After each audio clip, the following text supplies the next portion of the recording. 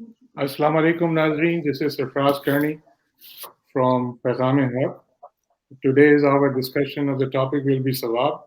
हम लोग आज सवाब पे डिस्कस करेंगे. जो कॉन्सेप्ट है सवाब का, काफ़ी लोगों को सवाल आए हैं कि वो चाहते हैं कि इस चीज़ पे क्लैरिफिकेशन हो कुरान के हिसाब से, और काफ़ी लोगों को कंफ्यूजन है सवाब के टॉपिक पे कि सवाब क्या चीज़ है और इसके मतलब क्या है. एक्चुअली सवाब का मतलब क्या है. लोग बहुत सारी चीज़ें करते हैं अपनी ज़िंदगी में सवाब के लिए. तो आज हमें ज्वाइन करेंगे पाकिस्तान से अता बुखारी साहब.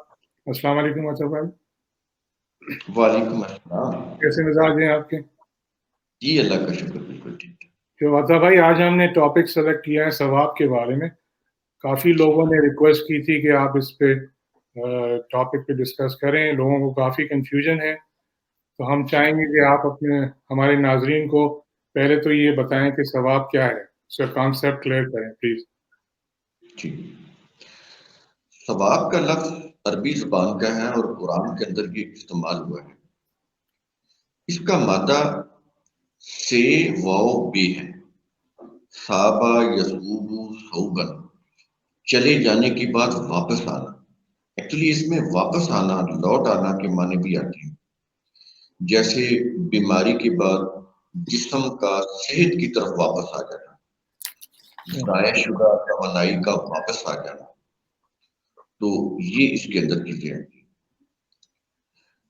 असौब इससे मुराद होता है कपड़ा, क्योंकि कपड़ा बुनने में नाल बार बार ऊपर बार बार आती है और जाती है, तो इससे वो कपड़ा भी इसके माने मुराद लिए जाती है।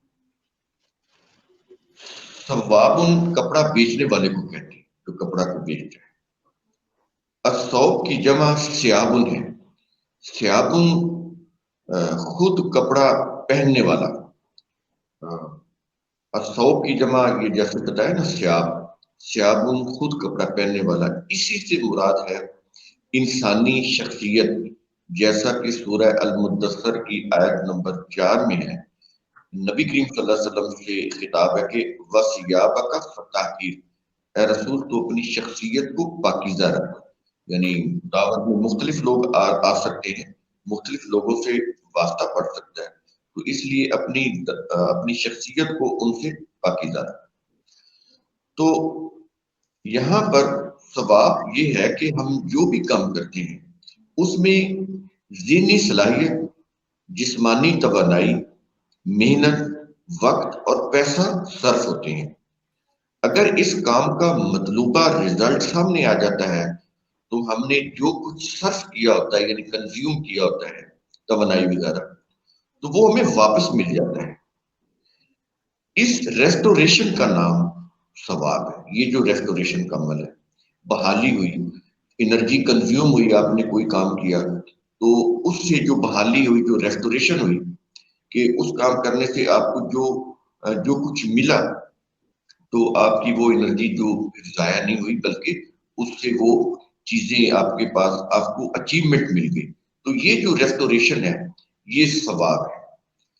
तो यहाँ से अगर आपने इसको अच्छी तरह से समझ लें, जैसे मैंने आपको बताया लुगात की रूप से, ये जो अरबी की लुगात है, तो उससे फिर समझ आ जाता है कि सवाब जो है ये कोई इमेजिनरी यानी ख्याली चीज नहीं होती, बल्कि ठोस और महसूसाती चीज होती है।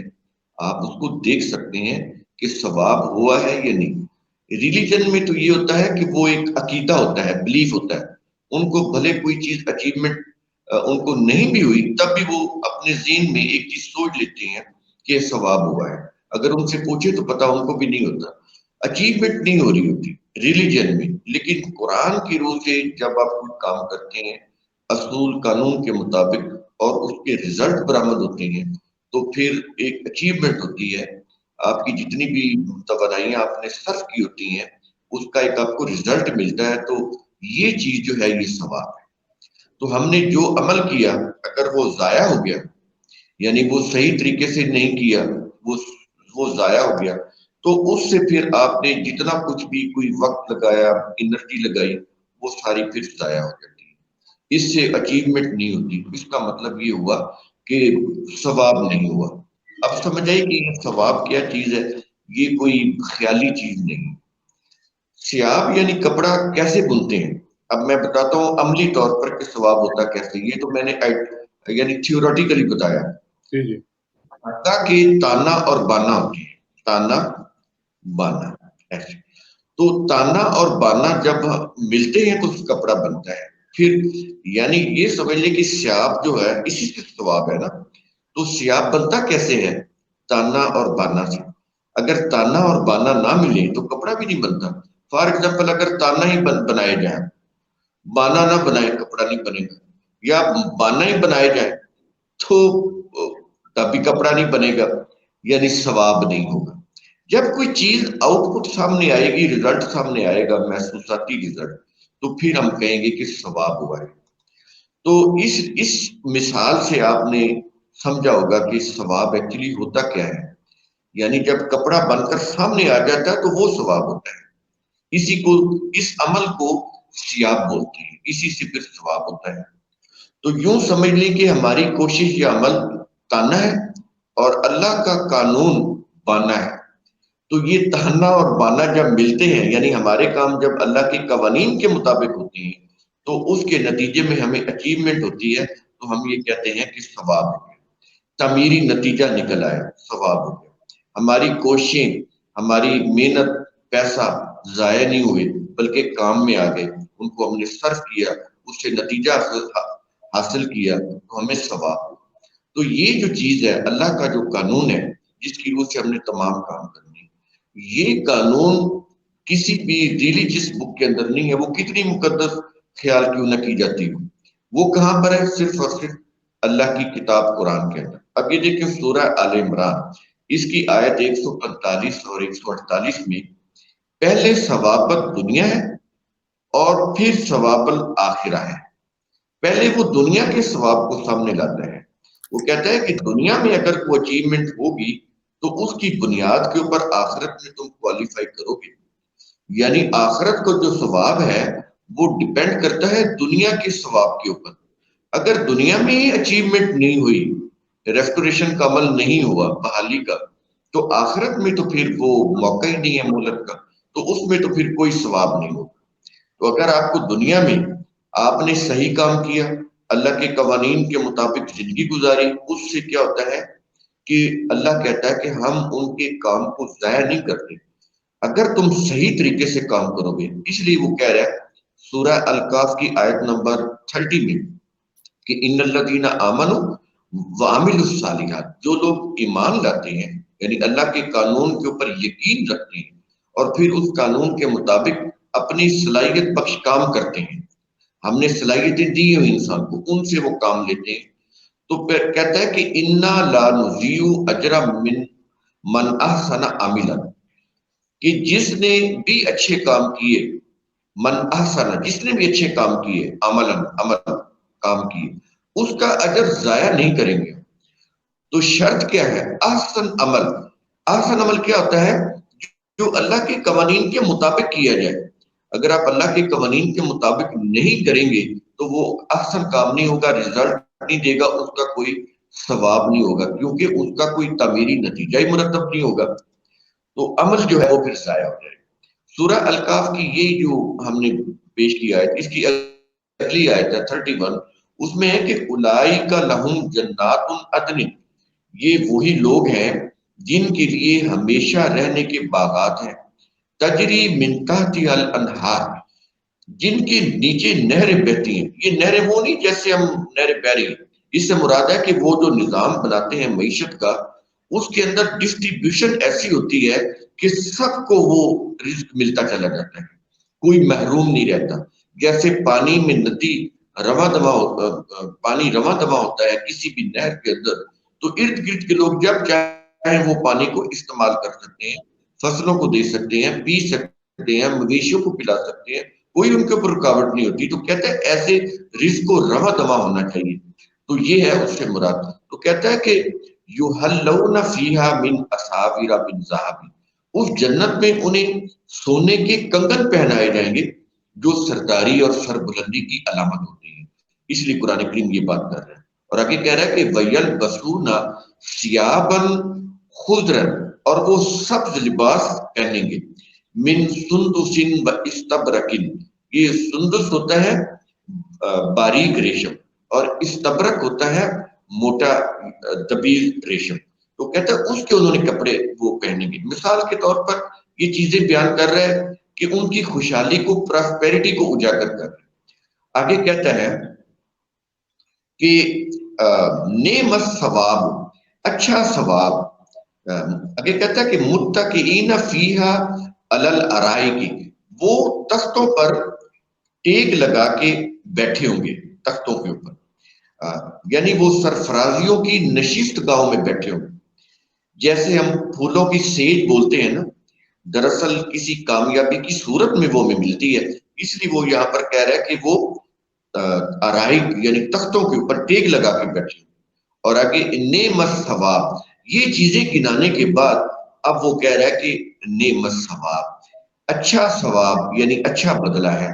اب اچھے بدلے میں وہ کتنی چیزیں بیان کر رہے ہیں، باغات کو بیان کر رہے ہیں، پھلوں کو بیان کر رہے ہیں، اور رزق کی روانی کو بیان کر رہے ہیں، اور یہ کہہ رہا ہے کہ تختوں کے اوپر وہ بیٹھے ہوں گے، انہوں نے ریشم کے لباس پہنے ہوں گے.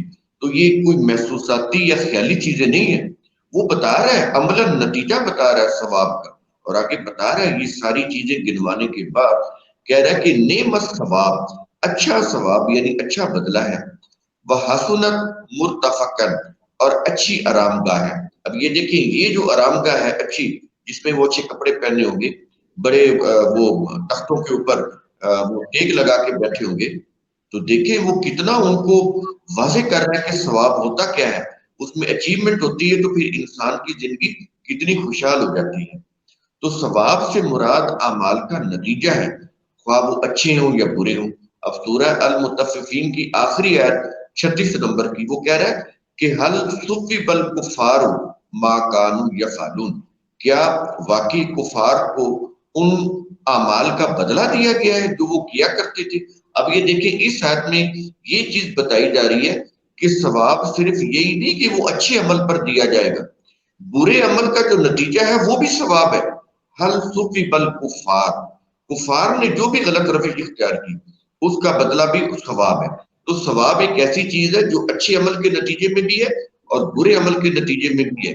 جیسے جزا اچھے عمل کی بھی جزا ہوتی ہے، برے عمل کی بھی جزا ہوتی ہے، یہی ثواب کا معنی. تو یہ چیز ہے، اس سے آپ کو سمجھ آئی ہوگی کہ ثواب کیا ہوتا ہے. بہت اچھا آپ نے ایکسپلین کیا. اچھا یہ بتائیں کہ بہت سارے لوگ جو ہیں یہ کہتے ہیں کہ بھئی آپ اتنی آیتیں پڑھ لیں اور اس کے بعد یہ کر لیں، اور زیادہ پڑھیں گے تو 70% آپ کو زیادہ ثواب ہو جائے گا، یا آپ کچھ جگہیں ہیں وہاں جائیں گے، جتنی دفعہ جا کے فار ایگزامپل لوگ حج کرتے ہیں، عمرہ کرتے ہیں، اور پھر کہتے ہیں کہ بھئی جتنا آپ زیادہ کریں گے آپ کو ثواب زیادہ ملے گا.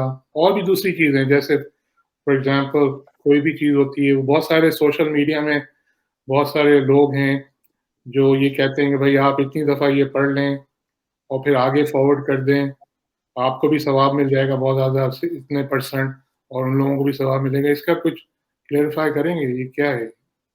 دیکھیے اسی لیے میں نے واضح کیا کہ الذین آمنوا وعملوا الصالحات، وہ دو عمل بتا رہا ہے. اللہ کے قانون کی صداقت کے اوپر یقین رکھنا، اس کے قانون کے مطابق اپنا عمل کرنا، وعملوا الصالحات، صلاحیت بخش کام کرنا. تو یہاں پر قرآن کو پڑھنے کی بات نہیں ہو رہی، آیات کے ورد کرنے کی بات نہیں ہو رہی، ذکر اذکار یا وہ دانوں والی تسبیح کی بات نہیں ہو رہی. وہ یہ کہتا ہے کہ اللہ کے قوانین کو ماننا کہ یہ اپنا فنکشن پرفارم کریں گے اگر ہم ان کے مطابق اپنا کوئی عمل کریں، تو کہتا ہے کہ وہ پھر اس کا نتیجہ برآمد ہوگا. تو وہاں پر تو قانون اور اس کے اوپر عمل کی بات ہو رہی ہے، پڑھنے کی تو کوئی بات نہیں ہو رہی. جی جی یہ سب چیزیں پھر آپ کہتے ہیں کہ یہ جو لوگ اتنا کر رہے ہیں، اتنے عرصے سے سلسلہ چل رہا ہے کہ بھئی یہ آپ پڑھ لیں اور یہ کر لیں، یہ لوگوں نے آپ سمجھتے ہیں خود ہی اپنا ہر چیز کریٹ کی ہوئی ہے، قرآن سے اس کا کوئی تعلق نہیں. جب کوئی قوم اللہ کے قوانین سے منہ موڑ کر اپنا ایک زندگی کا نظام بناتی ہے، اپنا سیاسی معاشی مذہبی نظام بناتی ہے، تو پھر وہ اس قوم کے ساتھ یہی ہوتا ہے. ان کے پھر جو پیشوا ہوتے ہیں وہ سیاسی لیڈر ہو یا ان کے معاشی ان کے سربراہ ہو معیشت کے، یا پھر ان کے مذہب کے وہ پریسٹ ہو، وہ پھر ان کو انہی چیزوں کے اوپر لگاتے ہیں جو بالکل یوں کہہ لیں کہ مبہم ہوتی ہیں، ایلوژن پر مبنی ہوتی ہیں، اور وہ ریزلٹ اورینٹڈ نہیں ہوتی. وہ پھر انہی چیزوں کے اوپر لگاتے ہیں تاکہ یہ جو تینوں طبقے ہیں، حکمران اور وہ سرمایہ دار اور دوسرے جو ہیں مذہبی پیشوا، وہ اپنی عیش پرستی کی زندگی گزاریں، اور عوام کو وہ پھر اس طرح کے وہ ورد وظیفے اور عقائد دیتے ہیں کہ وہ پھر اس میں پڑی رہے، وہ ان کو نہ کہیں. تو اس سے پھر یہ ہوتا ہے کہ یہ پھر انلمیٹڈ وہ جتنے بھی اختیارات ان کے پاس، سرمایہ، سونا، مال و دولت ان کے پاس چلا جاتا ہے، اور یہ پھر انہی دعاؤں میں اور انہی ورد وظائف میں اور انہی یہ پڑھنے پڑھانے میں لگے ہوتے ہیں کہ فلاں لفظ پڑھیں گے یا اس کا ورد کریں گے تو ہمیں یہ کچھ مل جائے گا. ان سے پوچھیں کہ ملا ہے کبھی پوچھے تو صحیح کبھی ملا ہے. ہندو بھی کہتے ہیں بت کو سامنے خود ہی بناتے ہیں، سامنے رکھتے ہیں، اور وہ ان کی ہوتا ہے کہ یہ ہماری مرادیں پوری کر رہے ہیں. کبھی کسی ہندو کی مراد پوری نہیں ہوئی.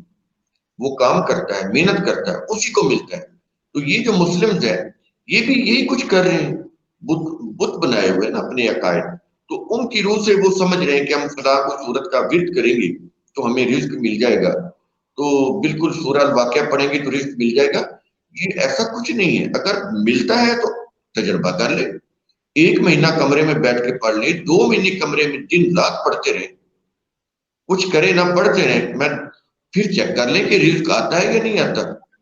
رزق آتا ہے یا فاقہ کشی آتی ہے یہ تو پتہ چل جائے گا. ایکسپیریمنٹ کر لیں. اچھا، دوسرا یہ کہ بہت سارے لوگ، اب لوگوں کی وفات ہو جاتی ہے، پھر جیسے آپ نے بات کی پہلے کہ لوگ پڑھتے ہیں، آیتیں پڑھتے ہیں، اور پھر وہ سمجھتے ہیں کہ ان کو ثواب چلا جائے گا. تو آپ کے خیال میں جو آپ نے خود چیزیں کی ہیں وہ اس کا کریڈٹ صرف آپ ہی کو ملے گا؟ اگر فرض کریں میں کوئی کسی کی وفات ہو گئی، اس کے بعد میں جو بھی پڑھ رہا ہوں اور اللہ میاں سے سمجھتا ہوں کہ یہ ان کے ثواب میں چلا جائے گا، ایسی کوئی پاسبلٹی ہے قرآن میں؟ قرآن کہتا ہے کہ آپ یہ کر لیں تو اس کو پھر ثواب مل جائے گا جو وفات پا چکے ہیں. دیکھیے قرآن کریم نے ایک بڑا زبردست اصول دیا ہے. وہ کئی جگہ پہ اور بھی طریقے سے بات کو سمجھاتا ہے، لیکن میں ایک آیت آپ کے سامنے رکھتا ہوں. سورہ فصلت کی آیت نمبر 46، اس میں کہا جا رہا ہے کہ من عمل صالحا فلنفسہ، جو کوئی صلاحیت بخش کام کرتا ہے تو اس کا فائدہ اسی کے نفس کو ہے. یہ ہے فلنفسہ، اور شرط یہ ہے کہ صلاحیت بخشو. یہ صالحا ہے کہ جو کوئی بھی صلاحیت بخش کام کرتا ہے تو اس کا فائدہ اسی کے نفس کو ہے. اور آگے کہہ رہا ہے کہ ومن اساء فعلیہا، اور جو کوئی برا کام کرتا ہے تو اس کا نقصان بھی اسی کو ہے. تو دیکھیں قرآن کریم نے تو اصول بتا دیا. سپوز اگر قرآن کو پڑھنے سے ثواب ہوتا ہے تو آپ اس کو ٹرانسفر کیسے کریں گے؟ وہ تو اگر اس کا کچھ ثواب ہے تو آپ کو ہے، اول تو کوئی ثواب نہیں ہے. قرآن کو پڑھنے کا، پڑھانے کا، سننے کا، سنانے کا کوئی ثواب نہیں ہے. یہ تو اس کی قرت کو انہوں نے پیشہ بنانا تھا، قرآن کے پڑھنے کو ایک پیشہ بنانا تھا، لوگوں کو سستی جنت دینی تھی. تو اس لیے انہوں نے یہ عقائد وضع کی تاکہ لوگ قرآن کو سمجھنے کی طرف نہ آئیں. یہ ایک سازش تھی بہت بڑی جو حکمرانوں اور مذہبی پیشواؤں نے مل کر وہ سازش رچائی. وہ کیا تھا کہ قرآن لوگوں کو سمجھ نہ آئے، اس کے لیے پھر انہوں نے اس طرح کی روایات وضع کر دی کہ جو شخص اپنے بچے کو قرآن حفظ کرائے گا اس کی 7 پشتیں وہ اپنی 7 پشتیں بخشوا لے گا، جنت میں لے جائے. معاذ اللہ، یہ تو قرآن کے اصولوں کے خلاف ہے یہ عقائد. تو ثواب کوئی نہیں ہوتا، اگر ہو بھی تو وہ تو پھر اسی کو ہوگا، وہ دوسرے کو. یہ کوئی ایسا تو نہیں کہ آپ کوئی، دیکھیں آپ اگر آپ کو پیاس لگی ہے تو آپ پانی پیئیں گے تو آپ کی پیاس بجھ جائے گی. دوسرے بندے کو پیاس لگی، اگر اس کو پانی نہیں ملتا تو آپ اپنی وہ جو پیاس بجھی ہوئی ہے اس کو نہیں دے سکتے کہ وہ پانی بھی نہ پیے اور آپ پیاس بجھا کے کہیں کہ میں نے اس کو ایسے عقائد کے طور پر اس کو میں نے دے دیا ثواب، تو وہ اس کی پیاس بجھ گئی، نہیں بجھے گی. آپ ورزش کر رہے ہیں، واک کر رہے ہیں، گھر میں آپ کے فیملی کے لوگ سوئے پڑے ہیں تو ورزش کا یا واک کا فائدہ آپ کو ہوگا، آپ کے بیٹے کو یا باقی گھر کے افراد کو نہیں ہوگا۔ آپ دینا بھی چاہے تو ان کو واک کا کوئی فائدہ نہیں دے سکتے، وہ تو آپ کو یہی چیز قرآن کریم بتا رہے۔ تو یہ تو ایسا اصول ہے کہ کسی کو بھی آپ سامنے بتائیں، کسی اندھے کو بھی، تو اس کو سمجھ آ جائے گا۔ یہ بہت اچھا آپ نے ایکسپلین کیا. تو بیسکلی اگر کوئی آپ اچھا کام کرتے ہیں ہم لوگ، تو آپ کو جو کریڈٹ مل رہا ہے اس اچھے کام، وہ ایکچولی ثواب آپ اس کو کہہ سکتے ہیں، ریوارڈ، کہ جو آپ نے اچھی چیز کی آپ کو فوراً کریڈٹ مل جاتا ہے، تو وہ ثواب. یہ نہیں کہ میں گھر میں بیٹھ کے کچھ پڑھ رہا ہوں جیسے آپ واضح نے. کر دوں، جی یہاں پر تھوڑی سی میں بات واضح کر دوں۔ اللہ کا قانون یہی ہے کہ جب آپ کام کو صحیح کریں گے تو رزلٹ برآمد ہوگا، جب آپ کام کو صحیح طریقے سے نہیں کریں گے رزلٹ برآمد نہیں ہوگا۔ آپ کوئی ڈیجیٹل کوئی چیز ہے، کوئی الیکٹرانک چیز ہے، اس کو اس کی ترکیب کے مطابق نہیں اس کے اندر سرکٹ کو لگائیں گے تو وہ اپنا فنکشن نہیں کرے گا۔ ڈیوائسز کو صحیح جگہ پہ نہیں لگائیں گے تو اپنا فنکشن نہیں کریں گے۔ آپ جتنا مرضی اس کے اوپر کام کرتے رہیں، جب آپ صحیح طریقے سے ان کو صحیح ترتیب سے لگائیں گے وہ اپنی کام شروع کر دیں گے۔ تو جتنا بھی کچھ حاصل ہوتا ہے وہ اسی صورت میں حاصل ہوتا ہے کہ آپ صحیح لائن پر کام کر رہے ہیں۔ ہماری زندگی کے جتنے بھی کام ہیں اگر وہ اللہ کے قوانین کے مطابق ہیں، وہ قوانین یہ کوئی مذہبی قوانین نہیں ہے، دو قسم کی چیزیں ہیں۔ کائنات میں جو کچھ ہو رہا ہے وہ سائنٹیفک طریقے سے ہو رہا ہے، فزیکل لاز ہے، ان کو سمجھنے کے لیے عقل اور شعور اللہ نے دیا ہوا۔ اور جو انسانی معاملات ہیں اس کے متعلق جو قوانین ہیں، نفسیات سے ریلیٹڈ قوانین، مثلا جھوٹ بولنے سے تباہی آتی ہے، کسی کی انسلٹ کرنے سے معاشرے کے اندر فساد برپا ہوتا ہے، کسی کو برابری نہ دینے سے، مساوی سلوک کرنے سے، امتیازی سلوک کرنے سے معاشرے میں فساد پیدا ہوتا ہے۔ یہ نفسیات سے ریلیٹڈ قوانین ہیں جو قرآن کے اندر ہے۔ تو فزیکل لاز ہو جن کو عقل سمجھتی ہے، اور یا پھر قرآن کے قوانینوں جو انسانی نفسیات کے لیے جو انسانی عقل وضع نہیں کر سکتی، دونوں قسم کے قوانین اللہ کے ہی قوانین ہیں۔ تو جب آپ اپنے کام ان کی روح سے کریں گے، ان قوانین کی روح سے، تو پھر آپ سکسیسفل ہوں گے، آپ کوالیفائی کریں گے۔ نہیں کریں گے تو آپ کو کوئی ثواب نہیں ہوگا، آپ ڈسکوالیفائی ہو جائیں گے۔ اچھا. جو بہت سارے لوگ جو ہیں وہ یہ کہتے ہیں، جو مذہبی اسکالرز ہیں، وہ کچھ ہسٹری پہ جاتے ہیں، وہ کہتے ہیں کہ یہ روایت ہے، ہم نے یہ سنا ہے کہ اگر آپ اس کو اتنی دفعہ کر لیں یا اتنی دفعہ پڑھ لیں تو اتنے درجے آپ کو کریڈٹ ملے گا. تو یہ ان کی کوئی اتھارٹی نہیں ہے، اس طرح وہ بات نہیں کر سکتے. یہ قرآن کے ایلوژن، وہ خود نہیں بتا سکتے کیا ملے گا، ایلوژن ہے، ان کے اندر ایمبیگیوٹی ہے۔ کوئی چیز میں نے آپ کو بتایا کہ ثواب جس کو قرآن ثواب بولتا ہے وہ ایک محسوس رزلٹ ہوتا ہے جو سامنے آتا ہے۔ آپ کو پیاس لگی تھی، آپ نے پانی پیا، پانی پینے کے نتیجے میں آپ کی پیاس بجھ گئی، یہ ثواب ہے۔ آپ کو ایک محسوس رزلٹ ملا ہے اس کا۔ اگر آپ پانی نہیں پیتے، اللہ کے قوانین کی وائلیشن کرتے ہیں، تو اس سے کیا ہوگا کہ کچھ دیر کے بعد اگر مسلسل یہی چیز رہتی ہے کہ آپ کو پانی نہیں ملتا تو موت بھی واقع ہو جائے گی۔ کیوں ہوئی؟ اللہ کے قوانین کی وائلیشن ہوئی۔ قانون کیا تھا؟ فزیکل لا کیا تھا؟ پیاس لگی ہے، پانی پینا تھا، نہیں پیا یا اس کو ملا نہیں، وہ کسی صحرا میں بھٹک رہا تھا، پانی نہیں ملا، پیاس سے اس کی موت واقع ہو گئی، کیونکہ اللہ کے قوانین کی وائلیشن ہوئی۔ وہ اس نے جان بوجھ کے کی یا مجبوری سے ہوئی۔ تو جب بھی آپ کوئی بھی کام ایسا کریں گے جو اللہ کے قانون کے خلاف ہوگا تو کوئی ثواب نہیں ہوگا۔